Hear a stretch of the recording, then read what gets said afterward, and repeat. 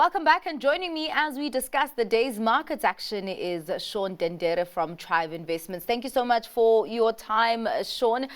There's been I guess mixed sentiment in the markets. I think the US markets are really the only ones that are trading on a positive territory today. But it seems that the narrative that's around for the negative sentiment that we are seeing is that the Chinese stimulus train has run out of steam. Is this true? What do you make of this narrative that's going on around today? All right. Firstly, thank you for having me. So the China story has been long going since post-COVID. They've really been trying to ramp up that economy. I think that, last week, Friday, they announced that, they're going to have the stimulus plan, etc. And we saw, the Chinese market hitting their greatest highs for the past 2 years. I think it was up by like 25%. However, more information has come through from China where they did not give us enough direction as to what exactly is the stimulus package that, that they have announced. And I think that's sent a bit of jitters in the market because, as we both know, that, China has really been trying to revive that economy. And if they come out with such information or with such news without good information, it does give us, put us on edge. All right. Well, let's talk about some of the company news that came out of the JC. Not a lot, though. It's actually been a quite a quiet day, but we did see a few movements there, particularly as we start off with JP Morgan acquiring more of a stake in Capitec. And this has actually been interesting for me. Is this maybe a signal of JP Morgan being confident in the extension of Capitec's growth runway, even at this point?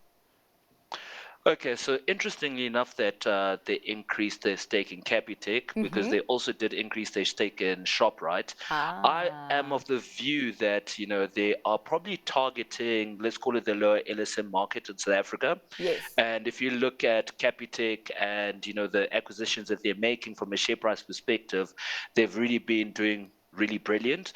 So for them, I think it's really just a strategic move, just, to put their footprint in, South Africa and in Africa at large. We'll talk about strategic moves because Sanlam has actually been on a path to strengthen its position in the market with a few strategic moves, including acquisitions. And today it was announced that all the conditions that had been outstanding for its acquisition of Assupol have actually been met. Talk to me about what you're reading of this acquisition. I guess just in general, Sanlam's position within that competitive insurance space.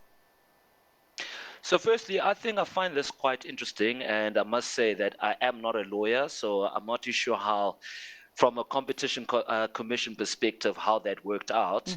But, Sanlam, as we said, it is a strategic move. They've got their historical clients, and if you're looking at Assupol's got a book of about 4 million clients, which is, I think, technically a different target market to what Sanlam originally, targeted to. So they're basically trying to, consolidate their size in their market and, build their business. Was it even with coming with Assupol, they're not going to change it. They're not going to change their objectives, their strategy, etc.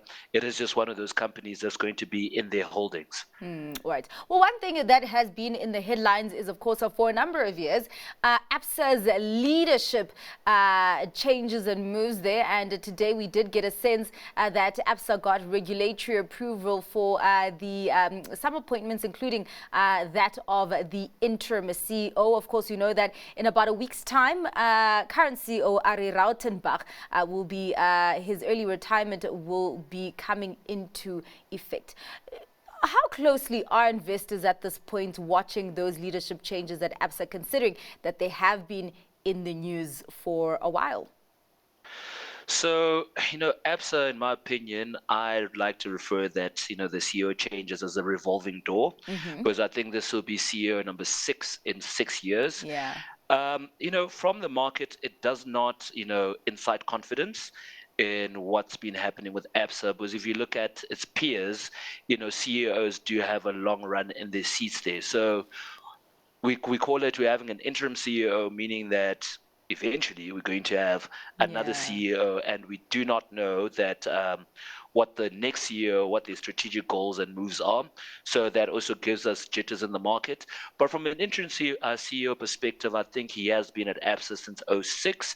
So he is a person that understands the brand and understands where they're coming from and hopefully where they're trying to, go ahead. So it is really a wait and see approach because I think they're going to just stabilize the ship there. And then the market can only take stock once they announce their permanent Yeah. CEO in the future. All right. Well, Shaun, let's get to your stock pick for today. What are you hanging your hat on? So I am hanging my hat on Premier Foods, so PMR. The reason being, if we look at their share price the past 90 days, it has grown by over 30%. We are looking at early in the year, they released quite a strong set of results. Forgetting the numbers off by head now, but if we're looking at the environment that we're looking at, the FMCG market, there is potential growth there as we see that inflation is tapering. Hopefully, we get a couple more interest rate cuts along the way. So, from a consumer perspective, we're going to have a little bit more cash to be a consumer for that company. And from a numbers perspective, they've been doing quite well. All right. Well, thank you so much for your time and for your insights on what has been moving investor money today, Shaun. That was Shaun Dendere from Trive Investments.